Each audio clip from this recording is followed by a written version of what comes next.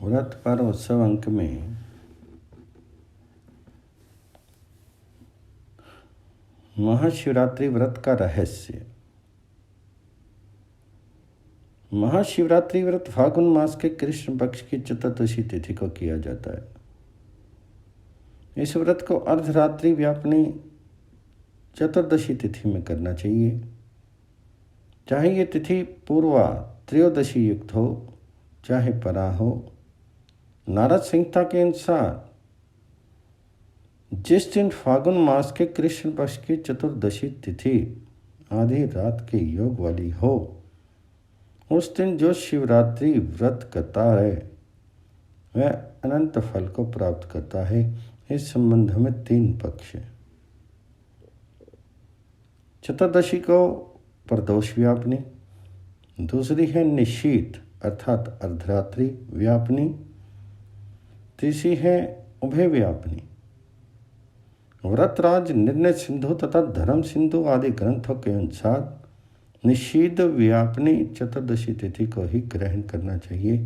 अतः चतुर्दशी तिथि का निश्चित व्यापनी होना ही मुख्य है, परंतु इसके अभाव में प्रदोष व्यापनी के ग्राह्य होने से ये पक्ष गौण है। इस कारण पूर्वा या परा दोनों में जो भी निश्चित व्यापनी चतुर्दशी तिथि हो उसी में व्रत करना चाहिए। चतुर्दशी तिथि की स्वामी शिव ज्योतिष शास्त्र के अनुसार प्रतिपदा आदि 16 तिथियों के अग्नि आदि देवता स्वामी होते हैं। अतः जिस तिथि का जो देवता स्वामी होता है उसी देवता का उस दिन तिथि में व्रत पूजन करने से उस देवता की विशेष कृपा उपासक की प्राप्त होती है। चतुर्दशी तिथि के स्वामी शिव हैं अथवा शिव की तिथि चतुर्दशी है। अतः इस तिथि की रात्रि में व्रत करने के कारण इस व्रत का नाम शिवरात्रि होना उचित है। इसलिए प्रत्येक मास के कृष्ण पक्ष के चतुर्दशी तिथि में शिवरात्रि व्रत होता है, जो मास शिवरात्रि व्रत कहलाता है। शिव भक्त प्रत्येक कृष्ण चतुर्दशी का व्रत करते हैं, परंतु फागुन मास के कृष्ण पक्ष की चतुर्दशी को अर्धरात्रि में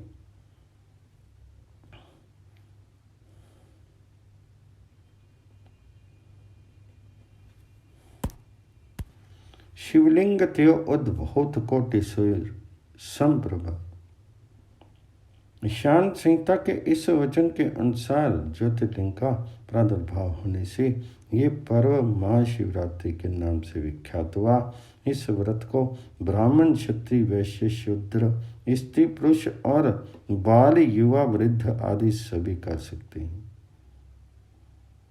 जिस प्रकार श्री राम, श्री कृष्ण, वामन और नरसिंह जयंती तथा प्रत्येक एकादशी का व्रत हर एक को करना चाहिए, उसी प्रकार महाशिवरात्रि व्रत भी सभी को करना चाहिए। इसे न करने से दोष लगता है। व्रत का महत्व है। शिव पुराण की कोटि रुद्र संहिता में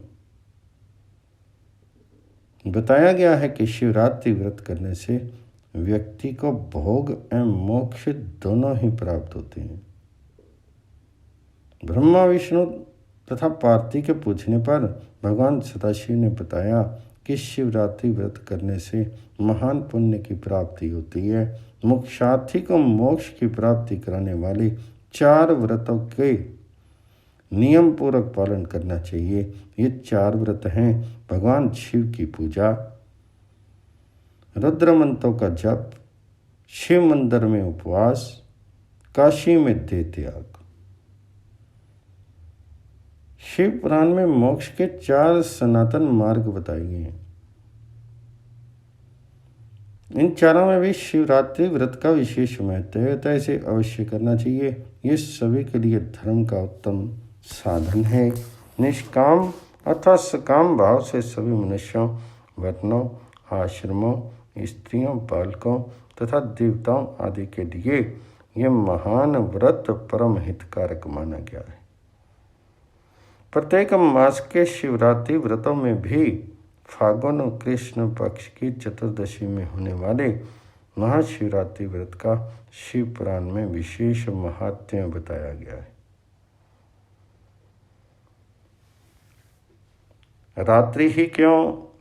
इसके लिए अन्य देवताओं का पूजन, व्रत आदि जबकि प्रायः दिन में ही होता है, तब भगवान शंकर को रात्रि ही क्यों प्रिय हुई, और वह भी फागुन मास के कृष्ण पक्ष की चतुर्दशी तिथि ही क्यों? इस जिज्ञासा का समाधान विद्वानों ने बताया है कि भगवान शंकर संहार शक्ति और तमोगुण के अधिष्ठाता हैं। अतः तमोमयी रात्रि से उनका लगाव होना स्वाभाविक ही है। रात्रि संहार काल की प्रतिनिधि है। उसका आगमन होते ही सर्वप्रथम प्रकाश का संहार, जीवों की दैनिक कर्म चेष्टाओं का वे संहार तथा अंत में निद्रा द्वारा चेतनता का ही संहार होकर के संपूर्ण विश्व संहार रात्रि की गोद में अचेतन होकर के गिर जाता है।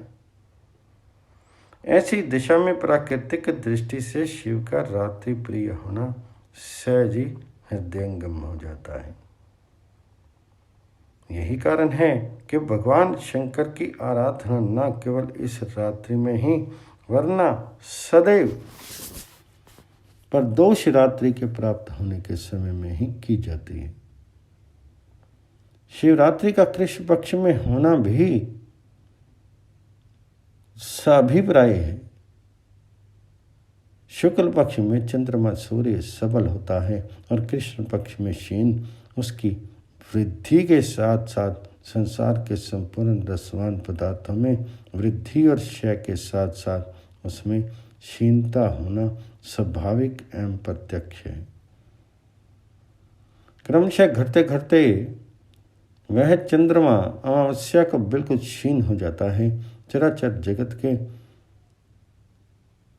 यवन मात्र मन के अधिष्ठाता उस चंद्र के क्षीण हो जाने से उसका प्रभाव अंड पिंडवाद के अनुसार संपूर्ण भूमंडल के प्राणियों पर भी पड़ता है और उन्मना जीवों के अंतःकरण में तामसी शक्तियां प्रबुद्ध होकर के अनेक प्रकार के नैतिक एवं सामाजिक अपराधों का कारण बनती हैं। इन्हीं शक्तियों का अपर नाम आध्यात्मिक भाषा में भूत प्रेत आदि है और शिव को इनका नियामक माना जाता है। दिन में यद्यपि जगत आत्मा सूर्य की स्थिति से आत्म तत्व की जागरूकता के कारण ये तामसी शक्तियां अपना विशेष प्रभाव नहीं दिखा पाती हैं, किंतु चंद्रविहीन अंधकारमय रात्रि के आगमन के साथ ही वे अपना प्रभाव दिखाने लगती हैं। इसलिए जैसे पानी आने से पहले ही पुल बांधा जाता है, उसी प्रकार इस अमावस्या तिथि के आने से सद्य पूर्व ही उन संपूर्ण तामसी वृत्तियों के उपशमनार्थ इन वृत्तियों के एकमात्र अधिष्ठाता भगवान आशुतोष की आराधना करने का विधान शास्त्रकारों ने किया है। विशेषता कृष्ण चतुर्दशी की रात्रि में शिव आराधना का रहस्य है। फागुन मास के कृष्ण पक्ष चतुर्दशी का रहस्य।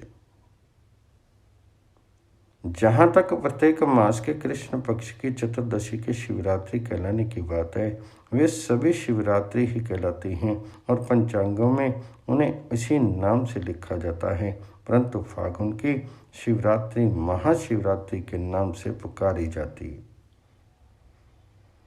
जिस प्रकार अमावस्या के दुष्प्रभाव से बचने के लिए उससे ठीक एक दिन पूर्व चतुर्दशी को ये उपासना की जाती है, उसी प्रकार क्षय होते हुए वर्ष के अंतिम मास चैत्र से ठीक एक मास पूर्व फागुन में ही इसका विधान शास्त्रों में मिलता है, जो कि श्रद्धा युक्ति संगत ही है।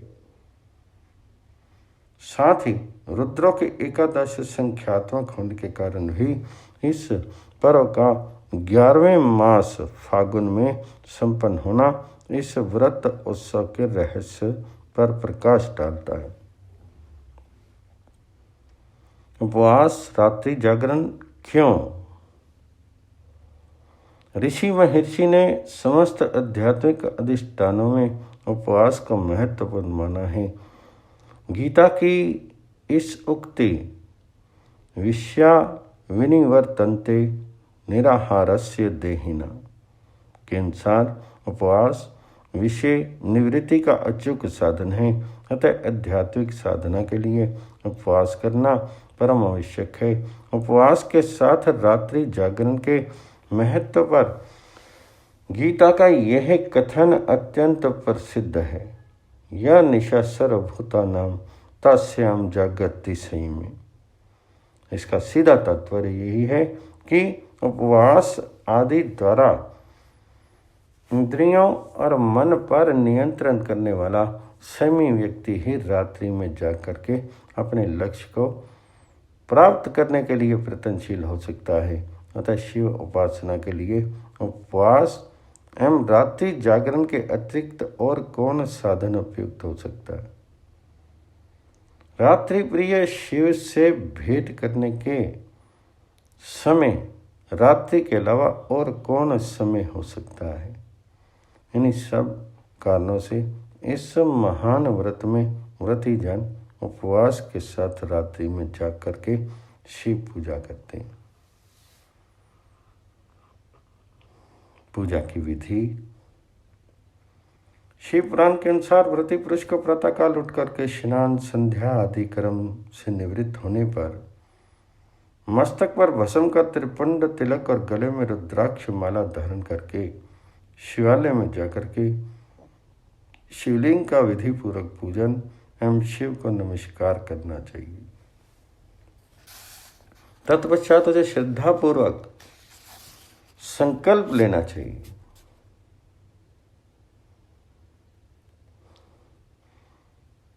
उसके बाद पुष्प अक्षत जल आदि को छोड़ना चाहिए और कहना चाहिए, हे देव देव, हे महादेव, हे नीलकंठ, आपको नमस्कार है।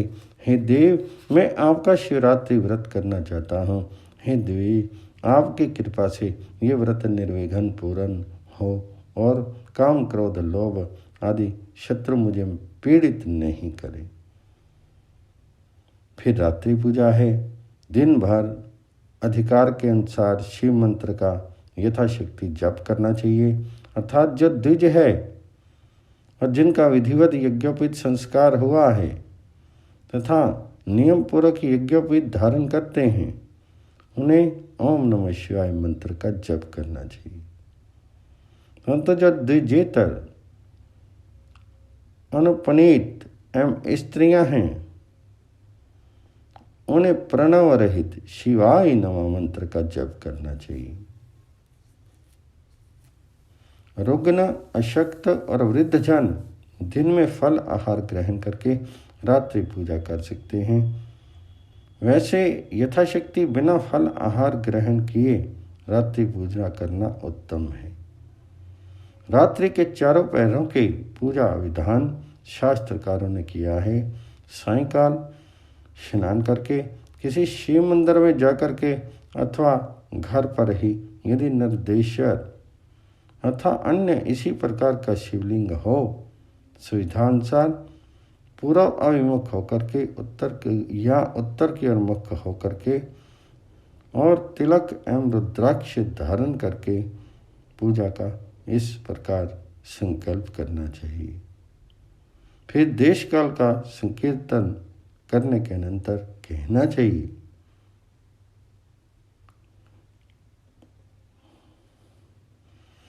अच्छा तो यह है कि किसी वैदिक विद्वान ब्राह्मण के निर्देशन में वैदिक मंत्रों से रुद्राभिषेक का अनुष्ठान कराया जाना चाहिए।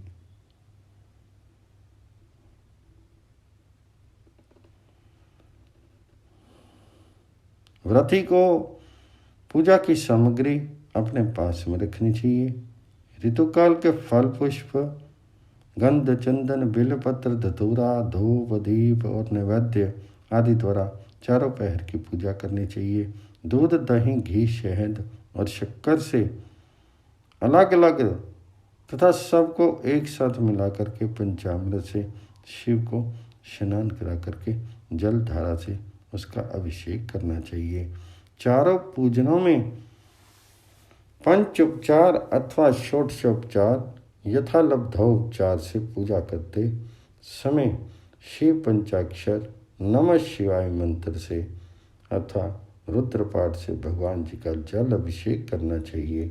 भाव शर्व रुद्र पशुपति उग्र महान भीम और ईशान इन 8 नामों से पुष्पांजलि अर्पित करके भगवान जी की आरती और परिक्रमा करनी चाहिए और अंत में शंभु से प्रार्थना करनी चाहिए कि हे महादेव, आपकी आज्ञा से मैंने जो व्रत किया है हे स्वामी, वह परम उत्तम व्रत पूर्ण हो गया, अतः अब उसका विसर्जन करता हूँ। हे देवेश्वर सर्व यथाशक्ति किए हुए इस व्रत से आप आज मुझ पर कृपा करके संतुष्ट हो।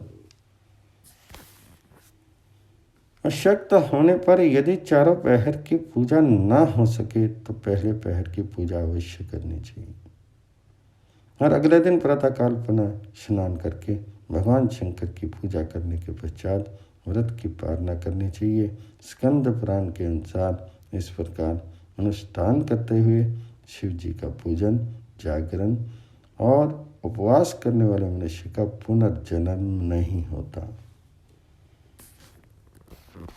इस महान पर्व के विषय में एक आख्यान के अनुसार शिवरात्रि के दिन पूजन करती हुई किसी स्त्री का आभूषण चुरा लेने के अपराध में मारा गया कोई व्यक्ति इसलिए शिव जी की कृपा से सदगति को प्राप्त हुआ, क्योंकि चोरी करने के प्रयास में वे 8 पहर भूखा प्यासा और जागता रहा। इस कारण अनायासी व्रत हो जाने से शिव जी ने उसे सदगति प्राप्त कर दी। इस व्रत की महिमा का पूर्ण रूप से वर्णन करना मानव शक्ति से बाहर है, अतः कल्याण के इच्छुक सभी मनुष्यों को ये व्रत करना चाहिए।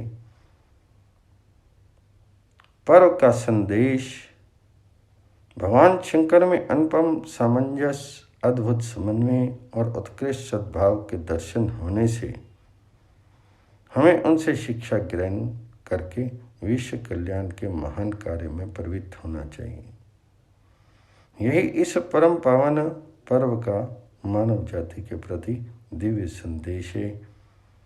शिव अर्धनारीश्वर होकर भी काम भी जीता है, गृहस्थ होते हुए भी परम विरक्त है, हलाहल पान करने के कारण नीलकंठ होकर भी विष से अलिप्त है, रिद्धि सिद्धियों के स्वामी होकर भी उनसे विलग हैं, उग्र होते हुए भी सौम्य हैं, अकिंचन होते हुए भी सर्वेश्वर हैं, भयंकर विस्तर नाग और सौम्य चंद्रमा दोनों ही उनके आभूषण हैं। मस्तक में प्रलयकालीन अग्नि और सिर पर परम शीतल गंगा धारा है। उनका अनुपम श्रृंगार है। उनके यहाँ वृषभ और सिंह का तथा मयूर एवं सर्प का सहज वैर भुला करके साथ साथ क्रीड़ा करना समस्त विरोधी भावों के विलक्षण समन्वय की शिक्षा देता है। इससे विश्व को सह अस्तित्व अपनाने की अद्भुत शिक्षा मिलती है।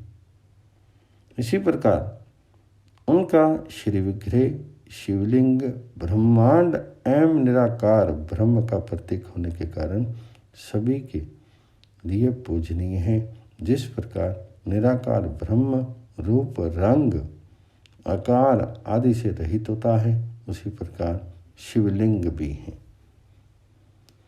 जिस प्रकार गणित में शून्य कुछ न कुछ होते हुए भी सब कुछ होता है, किसी भी अंक के दाहिने होकर जिस प्रकार यह उस अंक का 10 गुना मूल्य का देता है, उसी प्रकार शिवलिंग की पूजा से शिव भी दाहिने अनुकूल होकर के मनुष्य को अनंत सुख समृद्धि प्रदान करते हैं। अतः मानव को उपयुक्त शिक्षा ग्रहण करके उनके इस महान महाशिवरात्रि महाउत्सव को बड़े समारोह पूर्वक मनाना चाहिए।